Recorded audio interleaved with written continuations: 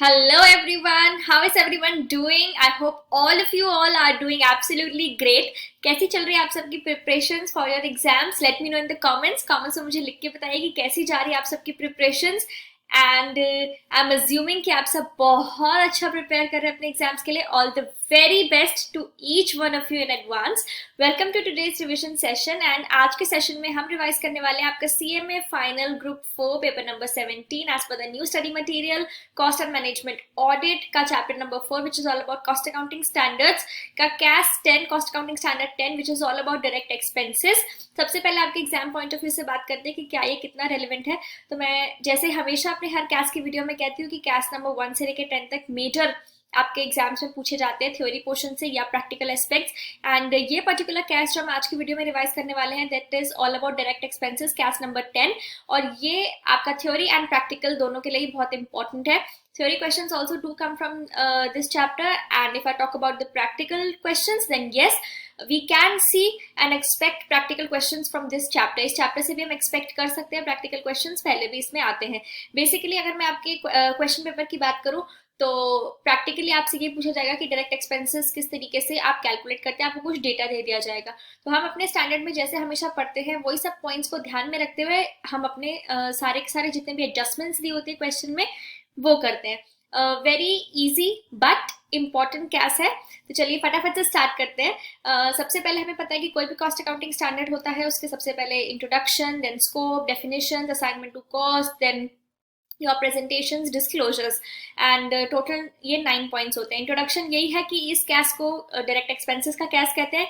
And इसका scope क्या है? To bring uniformity and consistency. इसके बाद कुछ डेफिनेशंस वगैरह दी हुई है जो मुझे लगता है कि आपको पता होनी चाहिए. वो सारी डेफिनेशंस मैंने यहाँ पे कवर करी हैं. चलिए पहले मैं एक बार थोड़ा सा आपको बता देती हूँ, ब्रीफ कर देती हूँ, देन हम एक बार देखते हैं कि नोट्स में क्या लिखा है. And do not worry about the notes, as usual you can grab all these notes which are very concise, prepared as per your study materials, includes all the practical questions as well from my study materials, and are very short, crisp, concise, yet very understandable, so that you can understand everything. You can grab all these notes by just dropping a WhatsApp message on the number given in the description box. Description box में जो number दिया है उसमें आपको जो WhatsApp number है उस पर आप मुझे WhatsApp कर दीजिए एंड ये सारे नोट्स आपको मिल जाएंगे. राइट चलिए स्टार्ट करते हैं कुछ डेफिनेशन से. सबसे पहले ये कि डायरेक्ट एक्सपेंसेस किसे कहते हैं.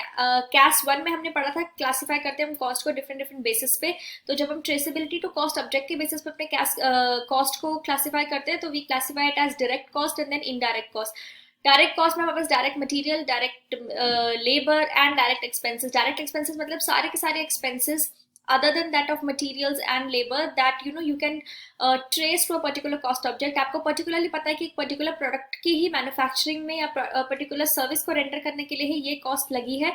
तो that is known as all the direct cost in relation to any product. और जितनी भी indirect cost है उनको हम overheads भी कहते हैं. उनके बारे में यहाँ पे हम नहीं पढ़ेंगे. यहाँ पे हम पढ़ेंगे कि कौन कौन सी एक्सपेंसेस है जिसको डायरेक्ट एक्सपेंसेस कहा जाता है और उसकी क्या ट्रीटमेंट होती है.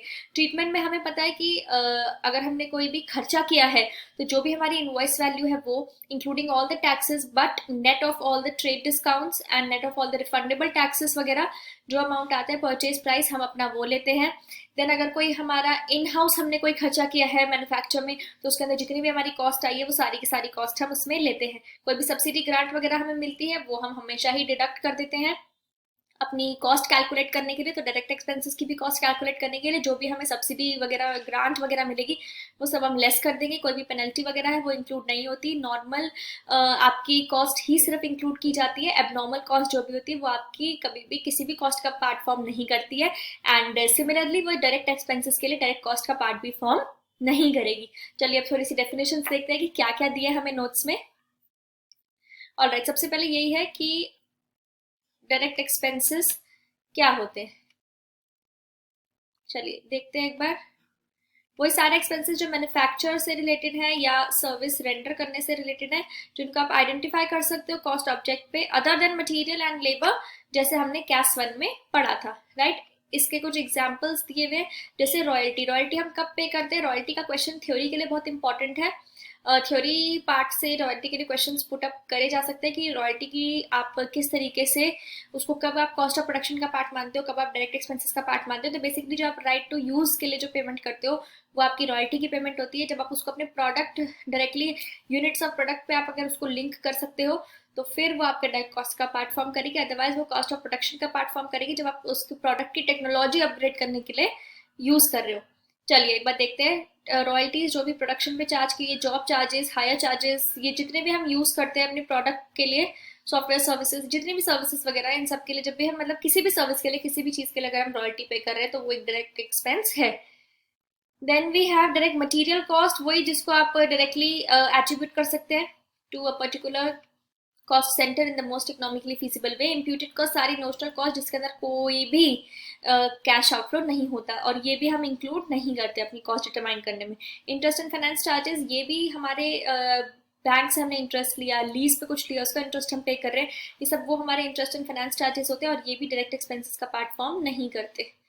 एग्जाम्पल्स कुछ दिए हुए, जैसे इंटरेस्ट वगैरह दिया है आपने बैंक बोरिंग्स पे, किसी और शॉर्ट टर्म या लॉन्ग टर्म बोरिंग पे। फाइनेंसिंग चार्जेस हैं लीज के, कोई भी एक्सचेंज डिफरेंस है फॉरेक्स कंपोनेंट की वजह से कि आपने कुछ परचेज किया था तो डेट ऑफ ट्रांजैक्शन की आपकी जो डेट थी उसके अलावा कोई और डेट हो गई, तो वो सब चीज़ें हैं। जो भी लॉस वगैरह है वो है इसमें। Then we have overheads, overheads में आपके सारे indirect material, indirect labour, indirect expenses, सारे इनडायरेक्ट चीज़ें आपकी ओवरहेड्स कहलाती हैं। देन स्टैंडर्ड कॉस्ट, ये हमें पता है कि प्री डिटरमाइंड रेट पे हमें कॉस्ट को ऑलरेडी सेट कर देते हैं। देन अपने एक्चुअल जब हम प्रोडक्शन करते हैं तो उस टाइम पे जितनी कॉस्ट इंकर होती है तो एक्चुअल कॉस्ट से हम अपने स्टैंडर्ड्स को मीट करते हैं।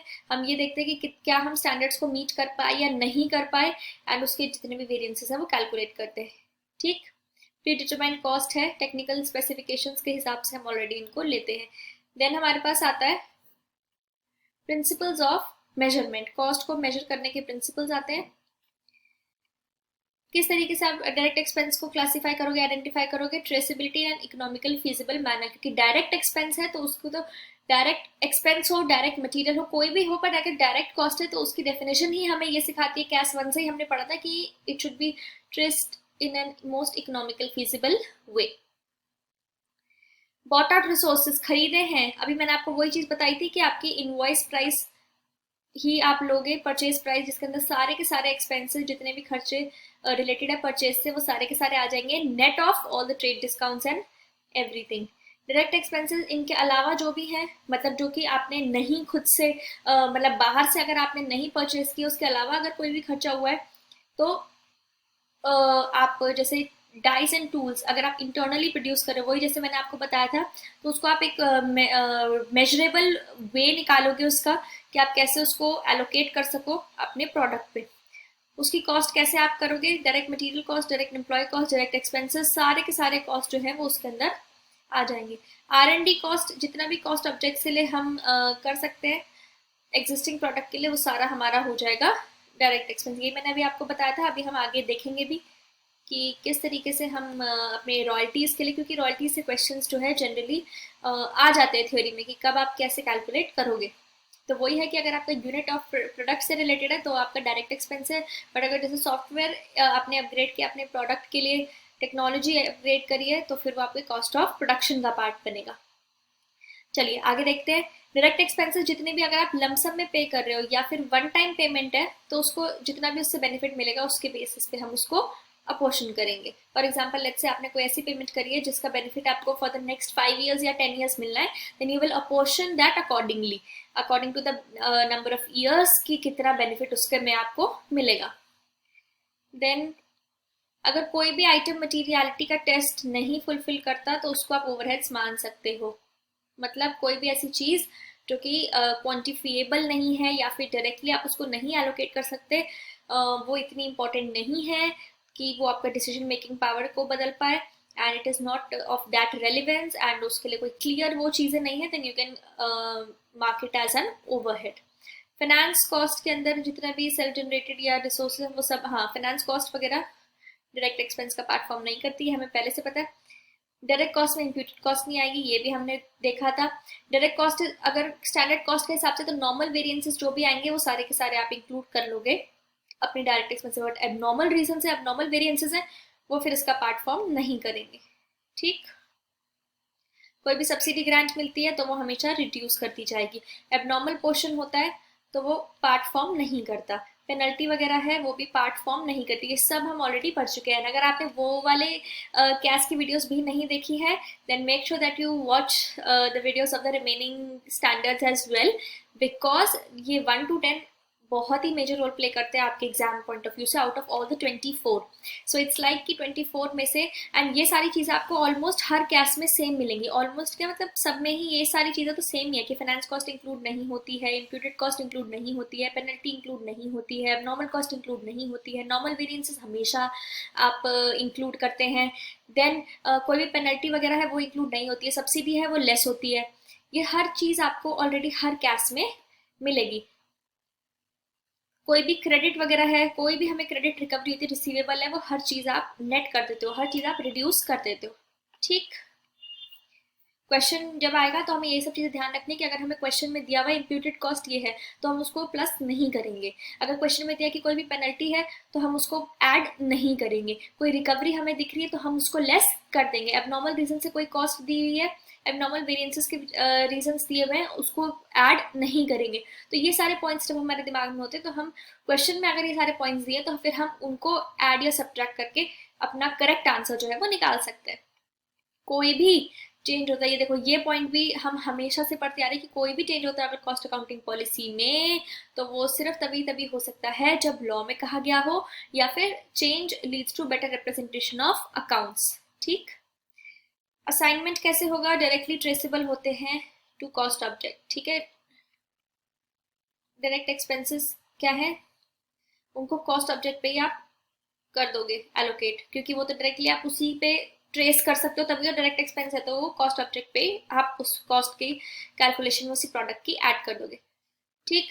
सूटेबल क्लासिफिकेशन होनी चाहिए प्रेजेंटेशन में, ये है जैसे सब कॉन्ट्रैक्ट चार्जेस, रॉयल्टी, प्रोडक्शन पे इतनी पे की, हर चीज क्लियरली दिखनी चाहिए डिस्क्लोजर में। एबनॉर्मल रीजन दिखने चाहिए, पेनल्टी कोई थी वो दिखनी चाहिए, इम्प्यूटेड कॉस्ट कोई थी, कोई एबनॉर्मल कॉस्ट जो मटेरियल थी वो दिखनी चाहिए। हर चीज जितनी भी है वो सब चीजें आप इसमें करोगे शो डिस्क्लोजर्स में। ठीक है। डिस्क्लोजर्स आपके कॉस्टिंग पीएनएल के नीचे या फिर आप फुट नोट्स में दे सकते हो। Then some examples of direct expense and treatment. हाँ ये देखो, ये वही चीज है जो मैंने अभी आपको बताई। रॉयल्टी है हमारी, रॉयल्टी हम पे करते हैं फॉर राइट टू यूज। अगर आपने रॉयल्टी पे करी है, जस्ट अ सेकेंड, यस, अगर आपने रॉयल्टी पे करी है on the basis of production, production के बेसिस पे करी है तो वो डायरेक्ट एक्सपेंस का पार्ट बन जाएगा, यही मैंने आपको बताया था। ठीक। देन नेक्स्ट है कि आपने पे करी है अपनी टेक्नोलॉजी को अपग्रेड करने के लिए, प्रोडक्ट की जो टेक्नोलॉजी है उसको करी है तो वो कॉस्ट ऑफ प्रोडक्शन का पार्ट बनेगा, ना कि आपकी डायरेक्ट एक्सपेंस का। ठीक। देन हमारे पास है अगर मार्केटिंग और डिस्ट्रीब्यूशन के लिए आपने रॉयल्टी पे करी है तो फिर वो कॉस्ट ऑफ प्रोडक्शन का भी पार्ट फॉर्म नहीं करेगा। इस पे क्वेश्चन आ सकता है, ये आप अच्छे से रॉयल्टी थ्योरी क्वेश्चन के लिए अच्छे से रिवाइज करके जाएंगे कि रॉयल्टी कब आपकी डायरेक्ट एक्सपेंस का पार्ट बनती है और कब कॉस्ट ऑफ प्रोडक्शन का पार्ट बनती है। ठीक। या फिर हो सकता है एमसीक्यू में आपसे ये बोल दे कि बेसिस ऑफ प्रोडक्शन पे कर रहे हो तो वो किसका पार्ट बनेगा, ऐसे भी वो आपसे पूछ सकते हैं। ठीक। Then we have tool hire charges, पूछने को ये भी पूछा जा सकता है, बट वही है कि छोटी सी एक बात है, बस वही ध्यान रखेंगे टूल हायर चार्जेस में। अगर आप कोई भी टूल हायर चार्जेस पे करते हैं तो अगर आप वो टूल आपका जो है वो प्रोडक्ट के लिए यूज हो रहा है तो फिर वो डायरेक्ट एक्सपेंस है। पर अगर आपका वो टूल प्रोडक्ट के लिए नहीं यूज हो रहा पर्टिकुलरली, वो एक जनरल पर्पज के लिए आप यूज कर रहे हो तो फिर वो इनडायरेक्ट एक्सपेंस का पार्ट बनेगा। ठीक। ऑल राइट, तो ये किया हमने अपना कैस 10 revise which was very simple, not very elaborated or very wide, but yet very important from the exam point of view। अब एक बार क्वेश्चंस कर लेते हैं इसके ताकि थोड़ा सा आपके ऊपर ग्रिप बन जाए, हैंड्स ऑन प्रैक्टिस आपकी अच्छी हो जाए। तो ये आपकी न्यू स्टडी मटेरियल के अंदर का ही क्वेश्चन है। This is the illustration number 14 of your study material itself. चलिए एक बार क्वेश्चन देखते हैं कि क्या कह रहा है। ट्रॉमा लिमिटेड मैन्युफैक्चरिंग यूनिट है, 2 प्रोडक्ट बना रहे हो आप, पीबी बना रहे हो और पीएस बना रहे हो। Following information is extracted from the books of the company for the year ended 31 मार्च 2022। ये पीबी के लिए बना रहे हो, पीबी की डिटेल्स है और ये पीएस की डिटेल्स है। चलिए पढ़ते हैं एक बार आगे। यूनिट्स प्रोड्यूस्ड, क्वांटिटी दी हुई है दोनों की, ये 2,10,000 यूनिट्स, ये 168 यूनिट्स क्वांटिटी सोल्ड, अच्छा ये प्रोड्यूस्ड है और ये सोल्ड है, ठीक है। मशीन आवर्स यूटिलाइज, कितने मशीन आवर्स यूज किए वो है। डिजाइन चार्जेस रुपीस, तो ये रुपीस में है, ठीक है,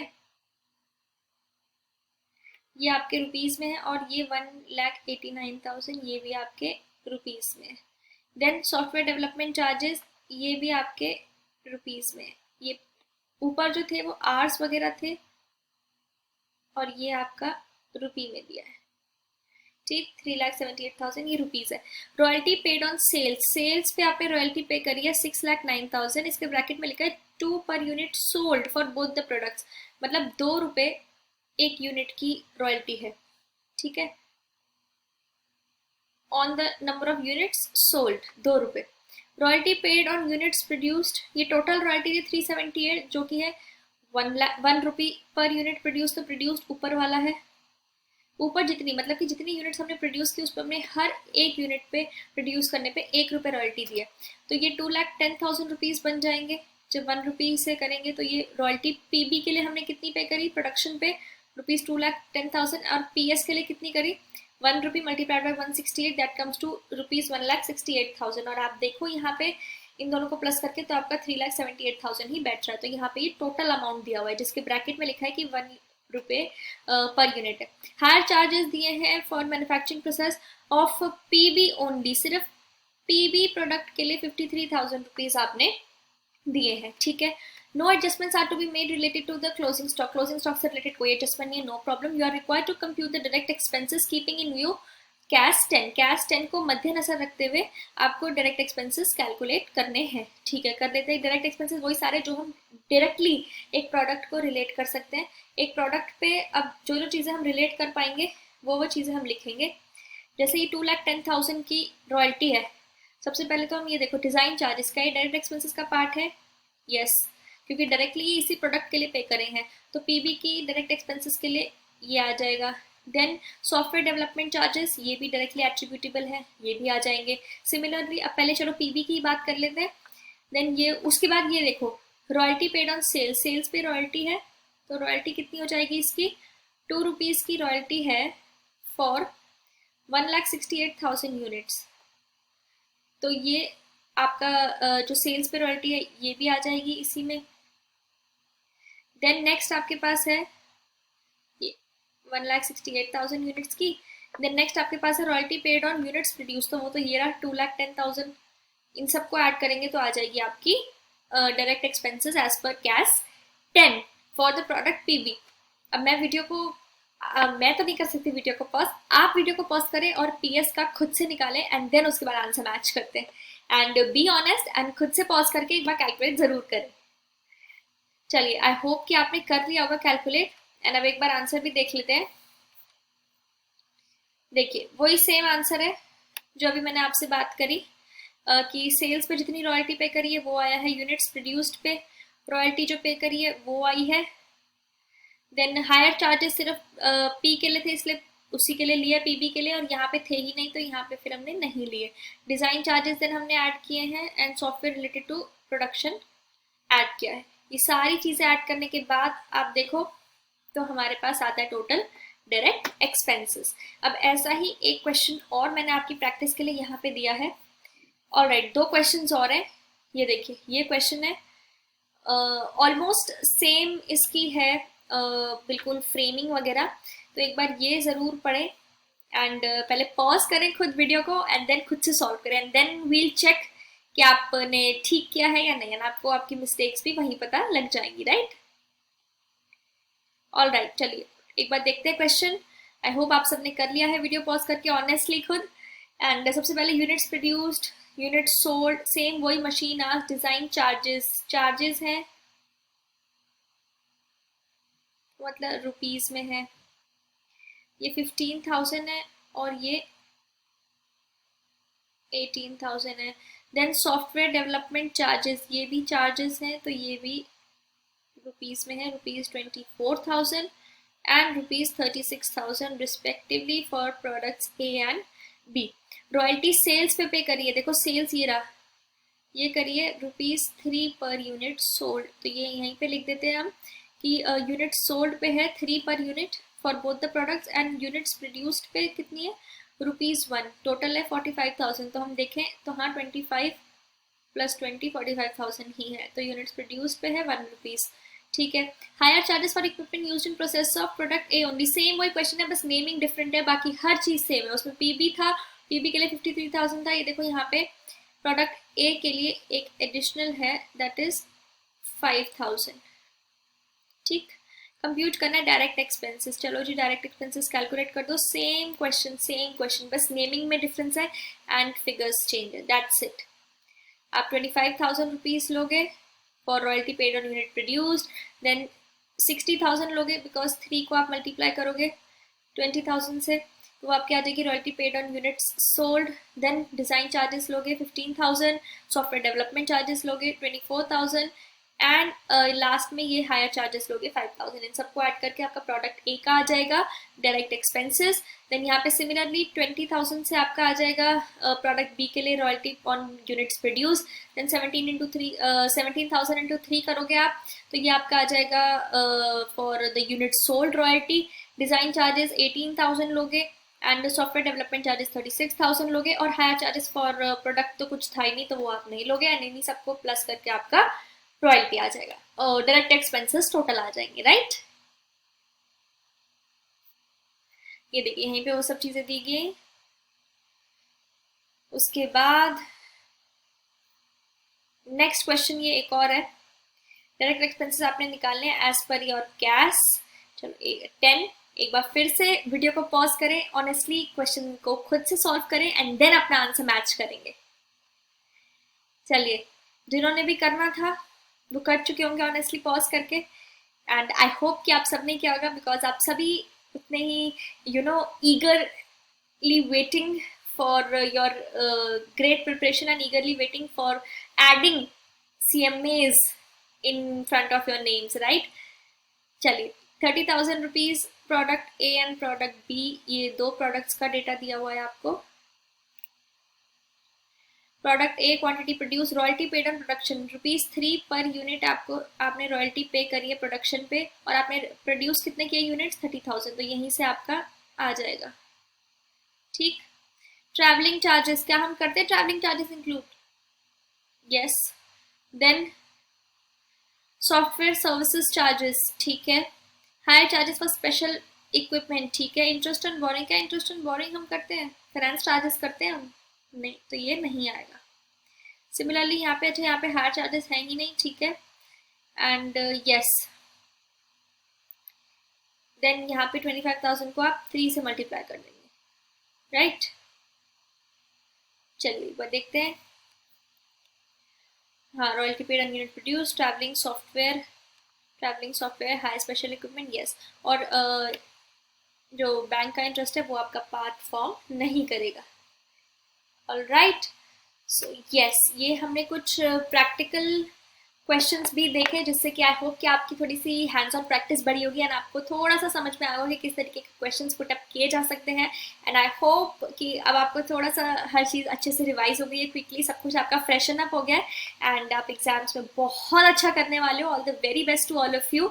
And before ending the video, I would like to tell all of you that we have, in addition to all these revision lectures for helping all of you, we have also started Let's Recap series, जिसके अंदर there are set of services that we are offering to all our students.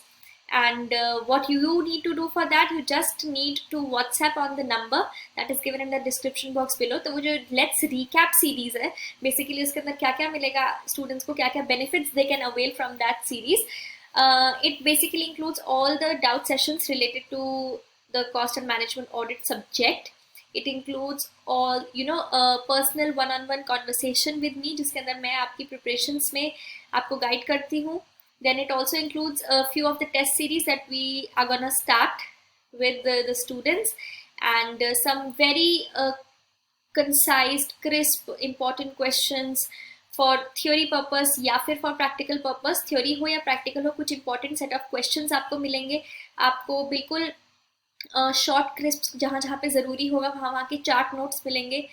important questions, important topics, के बारे में आपको information मिलेगी। ये तो revision videos है, तो इसके अंदर तो मैं आपसे सिर्फ आपके कॉन्सेप्ट्स को एक बार ब्रश अप करवाती हूँ, आपको रिवाइज करवाती हूँ, इसलिए क्वेश्चंस सिर्फ एक दो ही रहते हैं या फिर 3-4 क्वेश्चंस रहते हैं कि जिससे कि आपको समझ में आ जाए। बट थ्योरी पोर्शन से भी जितने भी इंपॉर्टेंट क्वेश्चंस हैं, प्रैक्टिकल पोर्शन से भी जितने भी इंपॉर्टेंट क्वेश्चंस हैं, जहाँ जहाँ से जो जो क्वेश्चंस पुट अप किए जा सकते हैं वो सारे, then doubt sessions as well. तो बहुत सारी चीज़ें हैं कि आपकी तैयारी जो है वो बिल्कुल A1 हो जाए, उसके लिए हम भी बहुत सारी मेहनत कर रहे हैं।